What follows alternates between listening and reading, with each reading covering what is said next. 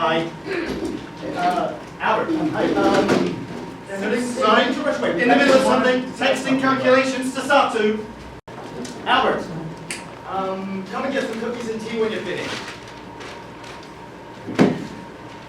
So, what did you think? Well, in second place, it's clearly out of question. I mean, it's a sketchy neighborhood and it's too small, too dim to run down to. Yeah. So questioning situation. Yeah. And the first place was it was okay, but. Oh, what? It was great. Big, airy, lots of windows, high ceilings, and the second bedroom was perfect for a nursery. Oh, and that balcony, like another room by itself. Well, what's not to like? First of all, it wasn't that big, and you gotta get to that Albert. Albert, who was a grown man. He's not ready to live on his own. He never will be. Hey, do I need to remind you? He pays for the down payment for this place. He pays rent. He pays his keep, and he's my brother. Half brother. Okay, we're the only family he's got. Sorry. And you remember what happened when he was living alone? I remember when he was on his own after your mother passed away, the utilities cut out, bugs everywhere. He just needs some help with the little things, like, bills, scheduling, organization, but they're the really important things. But there are options. I mean, your home's No. We've been through this already, and this is not what Mom wanted, it's not what Albert wants, and it's not what I want. Sorry. You crazy pregnant lady speaking. It's okay. I've had 26 years to get used to him, and you've had 4. I'm 3.5 months. There's no need for sarcasm, all right? So when Albert is being hyper-specific, saying he will be home at 6:38, he's just being Albert. And when I am being hyper-specific, I am being sarcastic? Yes, because you're different people. Well, that's the understatement of the century. Albert, tea and cookies in 5 minutes.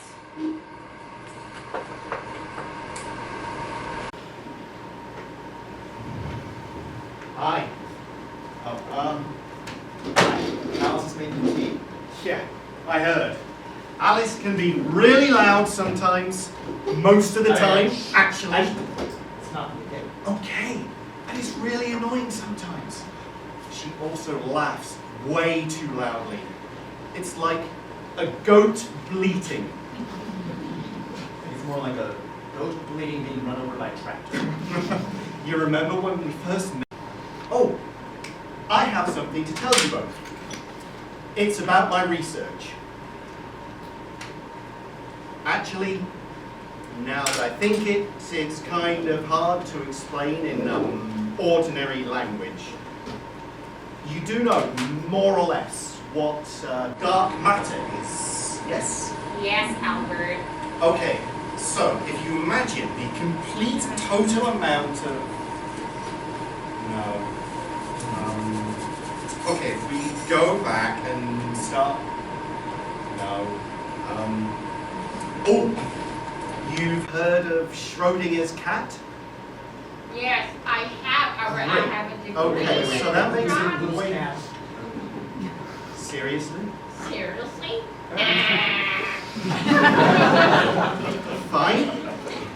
In their 1935 paper, Einstein, Podolsky, and Rosen posited that in a quantum system, such as an atom or an electron, a particle, until it is observed, can exist in a quantum superposition, that is, simultaneously in multiple states, decaying and non-decaying, spinning and static, and that's counterintuitive and paradoxical, yes, but nonetheless possible at the subatomic level.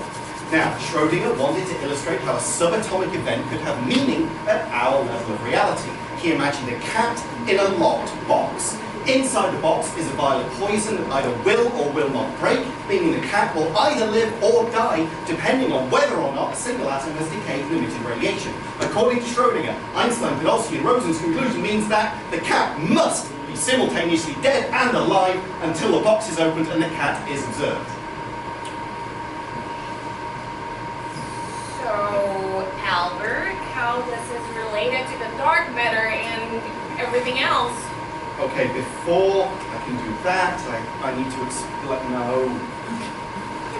Forget all the details, Albert. Can you just skip to the conclusion? Oh, sure. That part's easy. The universe is the cat. The universe is the cat?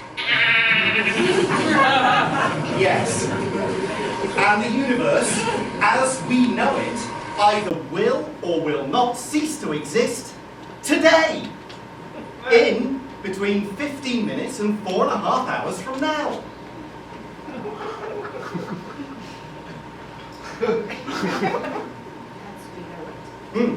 As we know it. Meaning, of course, that the universe will, in some senses, continue to exist, but with a complete reshuffling of the laws of physics. Gravitation, space-time continuum, and so on. However, as far as we're concerned, poof.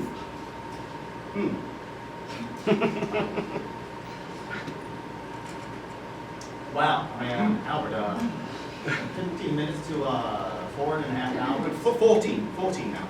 15 minutes to 4.5. You're all with us. And we got some pretty big news for you. It's not email.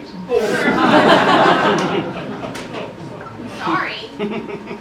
I mean, it's milk. Honey. Cow milk. I mean, how could anyone possibly tell one brand of milk from another when it's just two freaking teeth, exactly two, dissolved in a whole Star Wars mod of tea? Can you tell me that? This is Albert, hey? Are you surprised? I am a pregnant woman!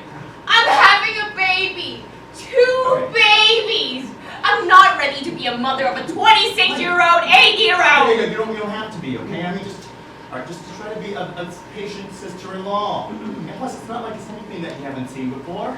I know, but my dad's doing this, and the house hunting, and we have to listen to his doing theory.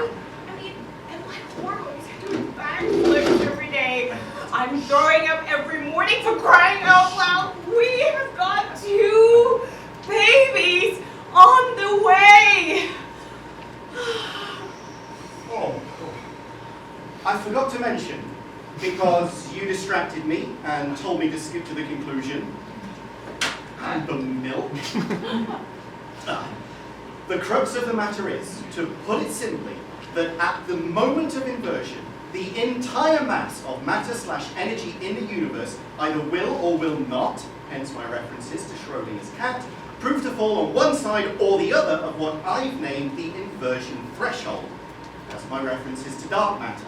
So, there is in fact a 50% chance that the universe as we know it will not in fact cease to exist. Or rather, the universe will unquestionably cease to exist, but it won't be the universe as we know it. In that case, we just won't notice. Now, if you'll excuse me, Satu and I plan to spend the time before the inversion online together. Well, that was convenient. The world doesn't, and it really did, we just didn't notice. Not to mention, I'm getting pretty fed up with this condescending and belittling attitude toward my beliefs. Hey, but you doubted his data, okay? I mean, just don't ever doubt, a man's data. I still think he would be a good influence for our future son and daughter. Yes, I do. And I know he's not your typical role model, I'm sure. Listen, when we were kids, he was always breaking things. Like sometimes my stuff, sometimes Mom's. The TV, the radio, the air conditioner, the washing machine, but no, not maliciously. He just wanted to see how they worked, and he couldn't control his curiosity. And half the time he couldn't put them back together. There were screws and wires and valves and transistors, manifolds and whatnot all over the living room floor. But when Mom punished him, he never tried to weasel out of it because he knew what he'd done, and he took the consequences. Unless he was convinced that he was actually in the right, then there was no torture in the parental universe that would make him admit that he was wrong. He's always been honest, he stands his ground, it's in his nature, and I think that's a very good example for, little Courtney.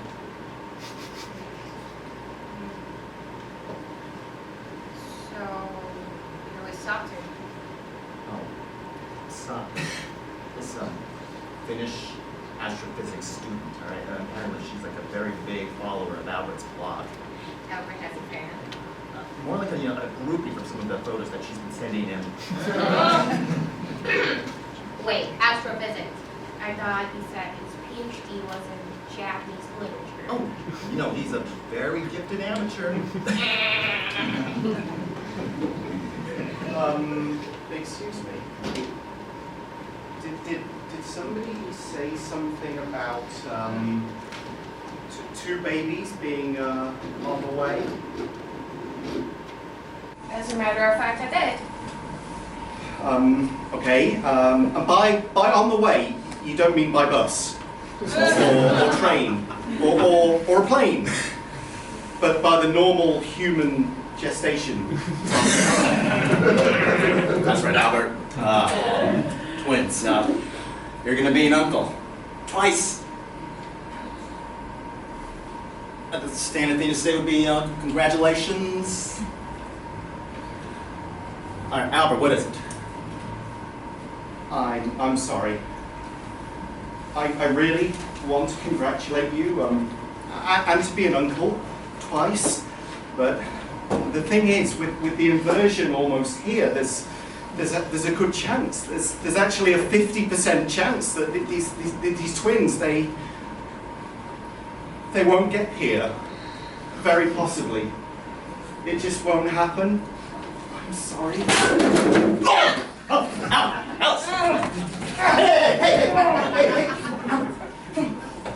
Alice! Don't you curse my children! Don't you fucking curse my children with your lunacy theory! It is functional, demented, socially confident, email obsessed, maladjusted, atheistic, neurocognitive freak! Sit down! Sit down.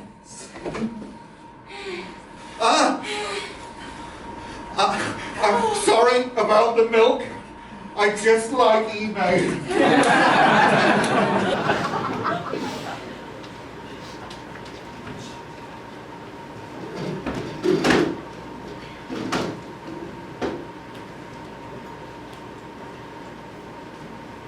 I'm so sorry, I think I should go to him now. No. Give him some time. Trust me, he needs it, okay? Half an hour, we'll go up. I am not a violent person. That's not why Like you said, the hormone's doing backflips. And for the next 7 months, Alex, I'm scared. You're scared? I'm terrified. You're right. He isn't malicious at all. I know that, but I mean, he can be a trial sometimes, Alex. Jesus wept. I mean, John 11:35. Alright, well, that's in half an hour and we'll go up. So, what's on for tomorrow?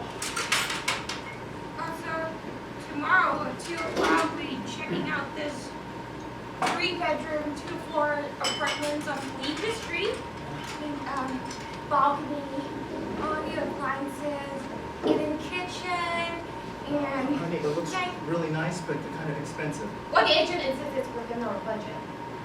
And then at 4, we're supposed to check this out. This semi-detached house. A semi-detached house? Well, I wasn't so sure about that either, and the photos don't make it very clear. But anyway, whatever it is, it's big. 4 bedrooms and 2 floors near the museum. Wait, near the park? Oh wait, but that would be perfect That's, for, you're thinking of the art museum. This is a science museum off Nathan Road. oh wait, but how would we be taking the kids there every day? I think we're really on a check on him. No. Just, give him some time. In half an hour and we'll go up, okay? Or, you know what? Anyway, this is the best part. This place near the museum has also an actual backyard with a wooden deck. Look! Wait, in the city. Wait, that's amazing. That's I wow. know! Just imagine we could grill outdoors. The twins would have a safe place outdoors to play. And we could even get that lap puppy we've been talking about.